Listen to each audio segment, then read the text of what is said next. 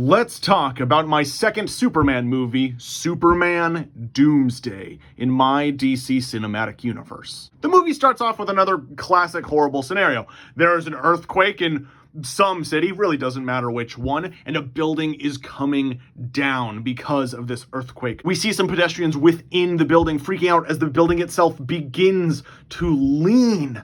And then it stops. The people turn around and look at the side of the building, and we see Superman flying there, righting the building again. He pushes it back up to standing, and then he sprints down to the bottom and holds up the beam that had been destroyed, that had been destabilizing the whole building. He stands there holding it in place as the entire building evacuates. But just as the last couple people are making their way down the building, the other beam goes. Superman doesn't have enough time. He can't hold both of them at once. He begins to let go, thinking, how many people can he save before this whole building collapses? But then, once again, the building stops. And now Superman looks over to the other beam, and there is a teenage boy in a black, red, and blue Superman-style suit with a black and red S on his chest, holding up the other beam. And we, the audience, recognize this boy. It's the same actor who played Child Clark in the first movie. And Clark Kent is speechless. After everyone is saved, Superman, working with this Superboy, fix the building to make sure that it doesn't fall down. And then as Superman goes to talk to this boy, camera crews show up. They start asking, who is this kid? Is this your son? They're bombarding Superman with questions. But before this guy can even answer, Superboy steps in and takes the entire thing over himself. This kid is expertly answering questions. He reveals that he is the Superboy. He is the new superhero brought to you by LexCorp. The company that owns this building is a subsidiary of LexCorp, and so Superboy was sent to protect their asset. And as the press are trying to ask more, Superboy tells them, oh, don't worry about it.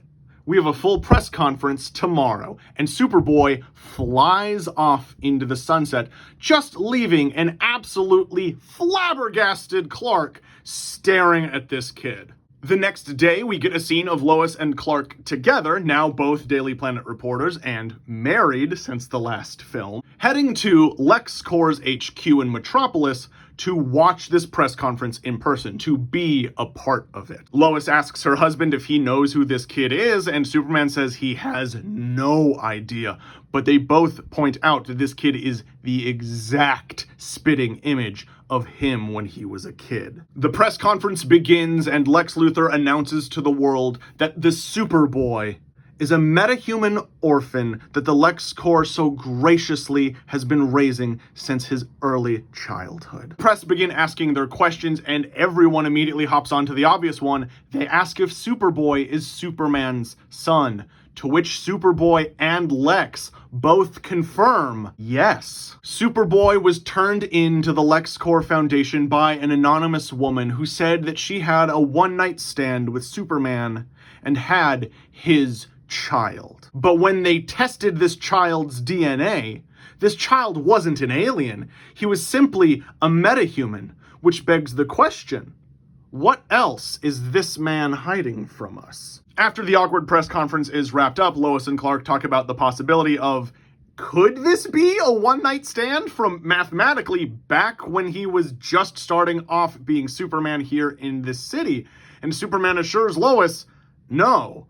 But just to be sure, Superman calls his old flame Lana Lang. And he asks her the very awkward question of, hey, did I ever knock you up and you never told me and you gave the kid up for adoption? And Lana responds, stating that she also saw the press conference and no, she promises Clark he never got her pregnant. And with that out of the way, Clark has to sit there and wonder, what the fuck did Lex Luthor do? The movie then goes on, we see Superman stopping crimes here and there, but what he's really doing is he's been following Superboy around. Because Superboy was announced and pitched as like a private superhero that you could rent from LexCorp. You pay LexCorp basically a monthly subscription service, and if your shit ever gets attacked, Superboy will head there directly to stop the problem. It's privatized superheroing. And so Superman follows this kid around, trying to make sure that this kid is doing the right thing. And as much as as Clark would love for this kid to fuck up and do something wrong, the kid's not. The kid seems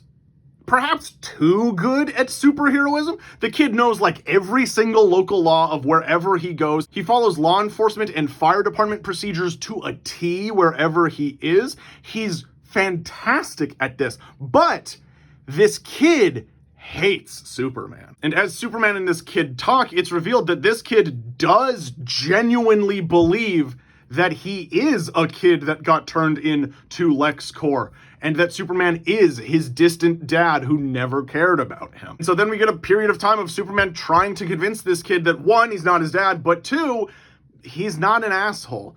And we get Superboy now watching him do stuff. And just like Superman, Superboy he can't find anything wrong with this dude. The movie's a lot like that, sort of back and forth, and then finally we get a scene with Superboy going back to Lex to have a long discussion about this stuff. And Lex Luthor, who has raised Superboy since he was a child, who Superboy refers to as Dad, actually comes clean with the kid. Lex takes Superboy to Cadmus. It's a subsidiary of a subsidiary of a subsidiary of a subsidiary of LexCorp, and its entire job is cloning. Lex lets Superboy know that Superboy is half Kryptonian. Superman is technically genetically his father, because they tried cloning Kryptonian DNA and it didn't go great, but hybridizing worked wonderfully. Superboy begins to cry, wondering why all of these lies had been fed to him his entire life, and Lex Luthor just assures him, it's because we need you to see this guy for who he really is.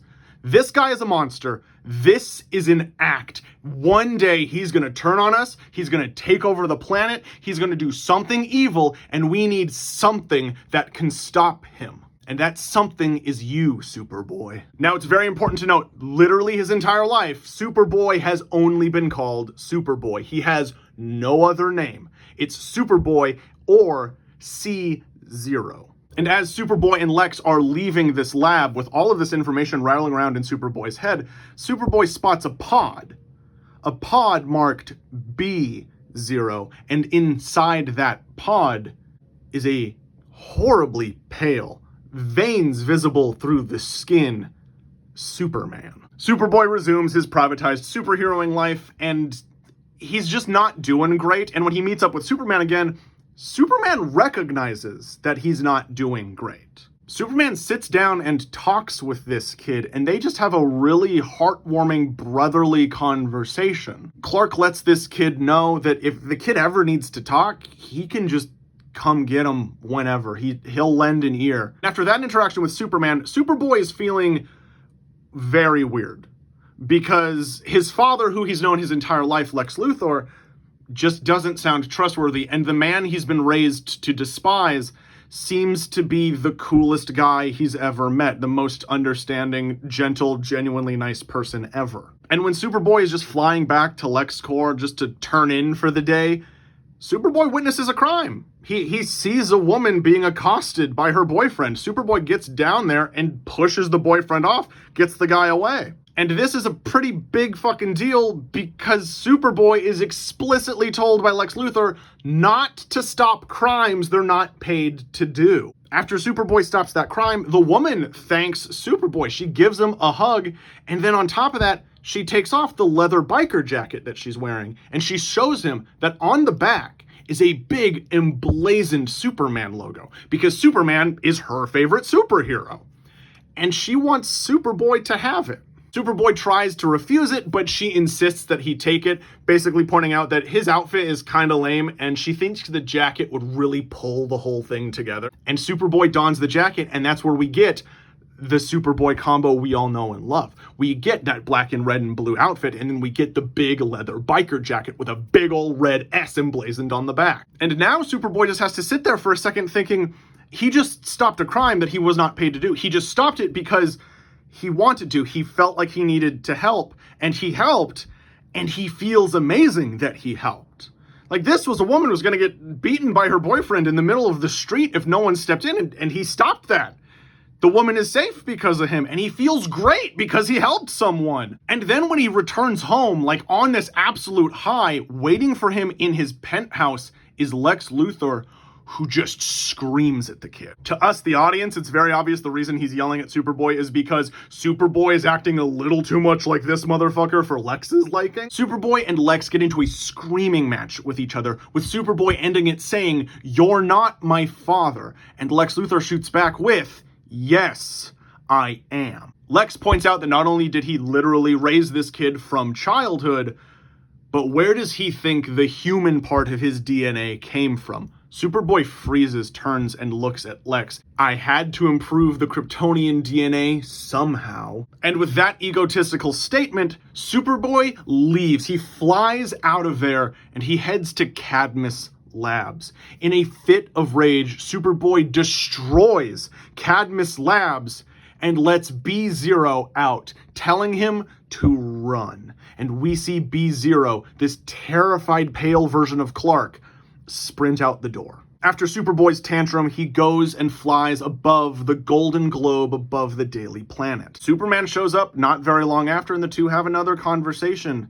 And with Superboy feeling like he has nowhere to go, Superman decides to invite this kid somewhere, and they head to the Fortress of Solitude. Superman shows Superboy this part of his culture, the part Lex never could have shown him.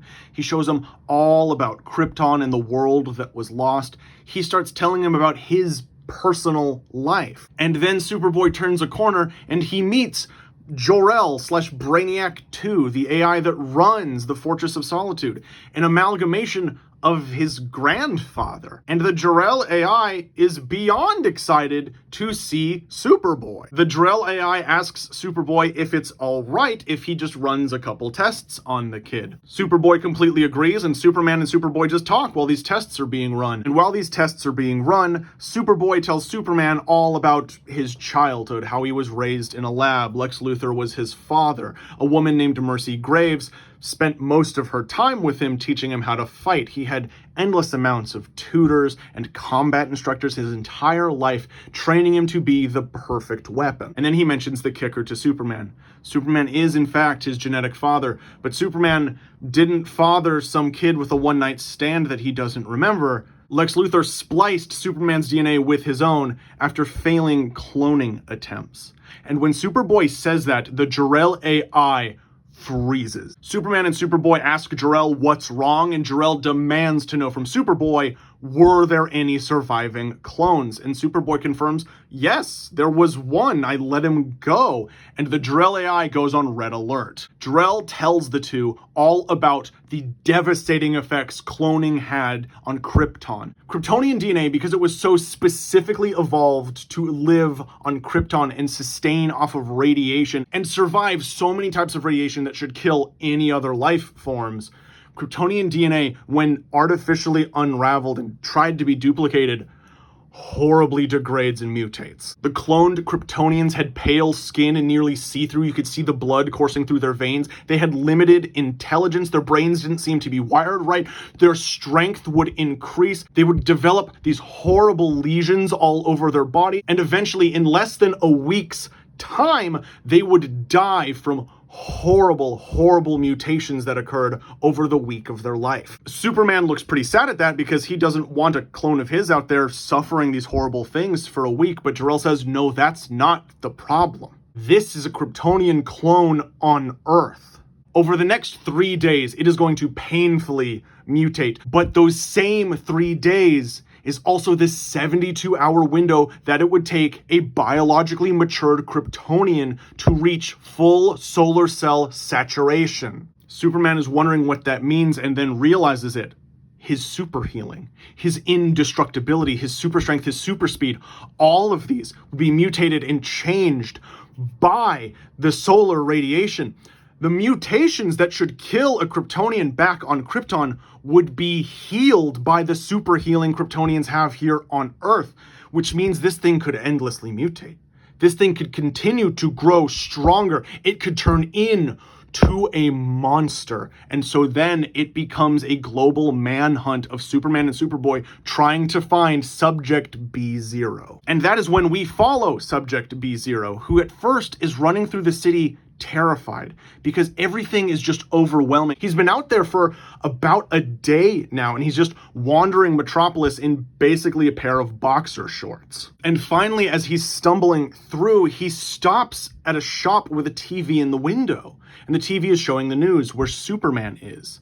Superman is saving people, and Bizarro looks at the TV, seeing Superman, and then Bizarro looks to himself in the window. He looks at his own reflection within the window and sees that the man on the TV and the man in the window are the same man. Bizarro looks at Superman and he points at him, and then he points at himself. And Bizarro keeps looking at his reflection when compared to the TV, which is now featuring an interview with Superman, and Bizarro realizes he's missing something. Bizarro doesn't have the S he's supposed to have. So Bizarro looks at himself in the mirror and he carves that S. He laser visions down and carves the S into his own chest. And as he does that, it heals over, but the scabs don't form right. The scabs sort of form horrible little crystal bone-like protrusions. And so this white bony S is formed on his chest, but because he carved it in the mirror, it's reversed on him. A woman walking by sees that happen and screams because there's a pale, half-naked Superman carving an S into his chest with fucking lasers, and it's scabbing over as fucking bones at like a New York bodega. She's freaking the fuck out. And as she screams, Bizarro clutches his head, and we see that his super hearing kicks in. All of the sounds of the city at once flood Bizarro's mind, and he screams. And as we've seen before, when Superman screams, it's so loud there is a shockwave caused. Bizarro turns to run away, and he super speed runs and plows into a building. Bizarro eventually kind of gets a grasp of his powers, and he runs out of the city, runs deep into the woods, and just sits down with nothing around. And finally, it's quiet. We cut back to Superman and Superboy, who have now gotten back to Metropolis. They've gotten to Cadmus Labs, and they're sort of reverse searching the whole situation. And finally, they hear the reports about a man who looks like Superman carving an S into his chest downtown. They show up, but of course, they're already too late. And this whole time, they're also checking back in with the Jor-El AI, basically seeing what they have left, what sort of stuff they can expect to happen. And the Jor-El AI points out that a certain problem that happens within the minds of cloned Kryptonians is their anger.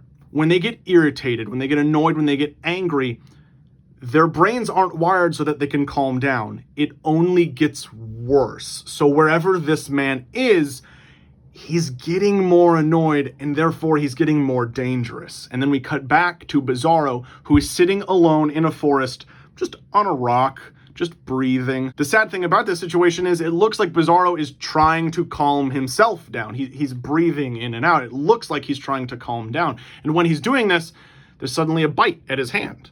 Bizarro looks down, and there is just a wolf actively attacking him. But because a lot of his invulnerability has already kicked in, the wolf is just sort of gnawing at a hand it can't destroy. And Bizarro starts to chuckle at this. Like, this is pretty funny. It's not annoying him because it doesn't hurt or anything. So it's just kind of this dog gumming on his hand. And Bizarro's cackling. Bizarro thinks this is funny. But as Bizarro is enjoying this, we hear a scream. Bizarro looks up, and there's like a man. There's a hunter with a rifle, and he sees is a half-naked man being attacked by a wolf. The hunter does what he thinks is helping and shoots the wolf, killing it in front of Bizarro. And when Bizarro sees that, Bizarro just screams. He looks at the hunter, screaming at him. Bizarro can't speak. Like, English isn't really kicking in up there. He's just sort of screaming words he's heard, words he's thinking that he's using right, screaming at the man, asking him, what has he done here? He doesn't actually say that, though. It's more just like, what and why? The hunter is now freaking out because the hunter has a good look at this guy, and it is a pale version of Superman with a reverse bony S on his chest. The hunter starts backing away slowly, but Bizarro gets angrier. And we watch Bizarro's eyes completely glaze over pitch black, and he leaps at the hunter, and we don't see it, but we see a silhouette cast by the moonlight. Bizarro rips the man in half. Now, every single time before this that we cut back to Bizarro throughout the movie, he's developing more and more what look to be lesions on his body, but now, as he's getting angrier, we see bony protrusions start to jut out of them. And after Bizarro ripped that man in half, he lets out a roar that sounds inhuman. We then watch Bizarro change. he is walking through the forest, walking back to civilization, and he is destroying stuff on the way. And every single time he does, something about him changes. His skin goes from the pale white to an ashy gray. The lesions all over his body sprout huge bony protrusions. The hair that he had, streaks of white form in it, and it starts falling out of his head, and he's growing. And eventually, when he returns to Metropolis, he is turned into this. Superman and Superboy arrive at the scene as Doomsday now is attacking Metropolis, and Superman has Superboy protect pedestrians. Superman heads into this thing to fight it alone. We get a big, awesome battle that I did a 10-minute Theater of the Mind video on already, so go watch that next. These men are fighting each other. He's blinded. The fight gets to the moon. They punch and leave a crater so big in the moon that for the rest of my DC cinematic universe, Earth's moon has a massive new crater in it from these two fighting there. And it all ends with Superman having to grab Doomsday and sprint back down, fly down towards Earth as fast as he can, and flip Doomsday over and shatter Doomsday's neck on the ground as they land. And as the beaten and ragged Superman is looking around, making sure that everyone is okay, and Superboy assures him that everything is fine, we see that Superman was stabbed clean through the heart by one of Doomsday's elbow spikes. Superman, looking around at all of the pedestrians, seeing that they're all safe, utters his last words. Good. And he falls down dead. Superboy is distraught. He cannot handle that this is the end of Superman. And then Superboy remembers what Jor-El said about solar radiation and Kryptonian healing.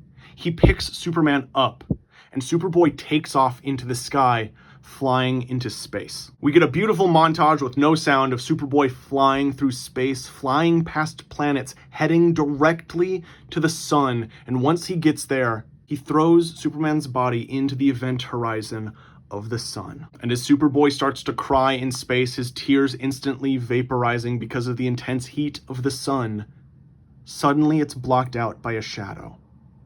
And Superboy opens his eyes, and we see a fully healed Superman flying there in front of Superboy, and the two of them hug. And then they fly back to Earth. The news, the media that was covering, the death of Superman around that crater and everything, confirmed that Superboy and Superman have been gone. They flew off into space like an hour ago, because I'm keeping the fact that they cannot go light speed. This would not be a fast trip flying to the sun. But then the media sees them fly back out of the sky. Superman confirms with everyone that he is going to be totally okay and there's nothing to worry about.